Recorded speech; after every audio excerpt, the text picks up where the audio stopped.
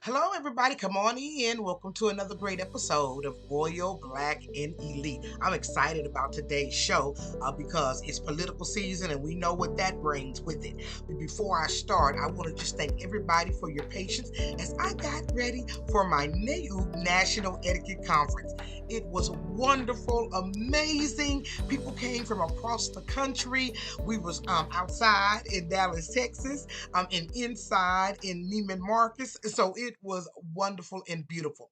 So let's get to today's episode as we look at political season as everybody is begging for our vote. I thought it'd be interesting to introduce you to the first man, African American man who ran for president.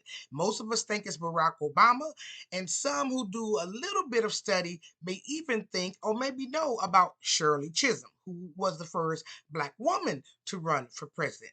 But few people know about George Edwin Taylor. He actually was the first Black man to run for president, and we're going to have a great show as I introduce you to him and you learn a little bit about how he switched parties 3 times. Now, before we get started, I just want to say thank you. Thank you all for liking, sharing, and subscribing. Because of you, our videos have reached 100,000 views, and I'm almost at 2,000 subscribers. So keep sharing it, keep telling everybody. And again, thank you so much. All right, let's get into our story. So, as I said, it is political season, and you know what happens during political season.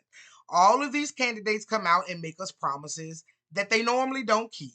But this one is particularly contentious, and so I thought it very interesting for us to look at the first person, African American person who ran for president. His name is George Edwin Taylor, and he was born August the 4th, 1857. Now, George was born in Atlanta, Georgia, and his mother's name was Amanda Hines, and his father's name was Nathan Taylor. Now, his father was enslaved, but his mother was a free woman. But in 1859, Arkansas enacted a free Negro expulsion bill. So that required all the black people to have to leave Arkansas by January 1st, 1860, or be enslaved for 1 year. So Amanda was like, nope. She took her newborn baby, which is George, and they moved to a place called Alton, Illinois. Now that place was a free state. Amanda, hoping for a new life in this new city with her son, unfortunately came to a tragic end because she passed of tuberculosis in 1861 or 62, and she left her baby George an orphan at only 8 years old. George said in his later years that he lived in storehouse boxes during the war, and after the war ended, he ended up on the docks of La Crosse, Wisconsin. Now, in 1865, he was fortunate enough to live with a family named the Southalls. But then they moved, and so that left him the orphan again. So he was by the state given to a family by a judge to some foster parents, and their name were Nathan and Sarah Smith. He actually lived with them from the time he was 10 or 11 years old until he was 20 years old. So that was really who his family was. Now, while in Wisconsin as a young man in 1885, Edwin actually married Mary Hall. Well, and he was married 3 times, so there are no pictures of any of his wives, and he didn't have any children. But what he did do was he was very interested in politics and writing. And so while he was in La Crosse, he became the newspaper editor for the La Crosse Democrat. Now, the owner, Marcus Brick Pomeroy, he called for the unaliving of President Lincoln. So I can only imagine what it was like for George to work at a place like that.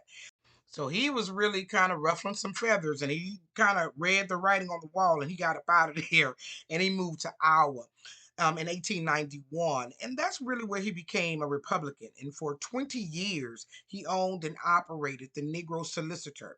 And he also operated a farm. He served 2 terms as a local justice of the peace. So his political career was really taking off. Oh, by the way, by then he was on with wife number 2. Her name was Cora Buckner, but they got a divorce also. But it's really between this time, 1900 and 1904, that he changed his political affiliation from the National Republican Party to the National Negro Democratic League. The reason being is because he and Frederick Douglass tried to present a platform at the National Republican Convention, and they didn't even let them go up on stage to present their platform. And so he was done with the Republicans at that point. So that's when he joined the Democrats. That didn't go well either, because as we all know, back in 1900s, 1904, and the late 1800s, all the way up until really the late 80s, the Democratic Party was the home of racism. I know, shock, right? I was shocked when I really began to study history and began to learn the history of the parties. I was in shock to learn that we were Republicans, Black people were Republicans all the way up into the 80s. And you do see a return to the Republican Party even during this election because of the blatant racism and pandering to the Black community that they do. So I thought that was really interesting. Here's a picture of the first Black Republicans in the Senate. So I thought that really interesting. I also wanted you to see kind of what the ads looked like back then, because back in the day, um, they had ads even then, and look at the talent and the beauty of the ads, how intricate they were. So I thought that really interesting. But anyway, I just wanted to give you a little bit of background as to what he found once he went to the Democratic Party, and it was a lot of racism. So his real goal and interest in politics was the laborer, was the worker. And that's where he really wanted to um, make the difference. He had stepped down from the National Democratic League, and that's when the National Negro Liberty Party asked him to become a candidate for the president of the United States, and he jumped at the chance. His candidacy, however, was really doomed, unfortunately, from the beginning. He had a platform. He wanted to deal with pensions for ex-slaves, opportunities for Blacks to serve in the military, um, lynching, all the things that were going on that was racist in the country. But he didn't have any help. It was because the National Negro Party that he was running for was broke. So they loved the workers and they needed, them to come together, but no one endorsed him. Nobody helped him. He was promised 200 speakers to be able to travel the country and spread his message. They didn't come to fruition. And then they also promised 6,000 candidates who would run to also spread the message. And that never happened either. And so as a result, his name wasn't put on a lot of the state ballots. No one knew he was running, but he did actually, in a write-in, got 65,000 votes. So even though no one knew him, he still got 65,000 votes. Of course, he didn't win, but he continued his life in politics. He became the president of the Prince Hall Mason in Iowa. And he in about the 1900s, and he married again to a school teacher named Marion Tillisgast. And so they stayed married. And when he moved to Florida, it was because he had grown ill and he was sick there. And his activism and political life continued. So he worked for everybody. He worked for the Democrats, the Republicans, and independents. So he went where the policies were. He didn't have a allegiance to party. He had an allegiance to his purpose. And that's why I really did this video. As we go out and we vote this year, we have to look at each candidate according to what is important to our families. Who can help our economy? Who can keep us safe? Who can keep us out of wars? And who can bring our country together again?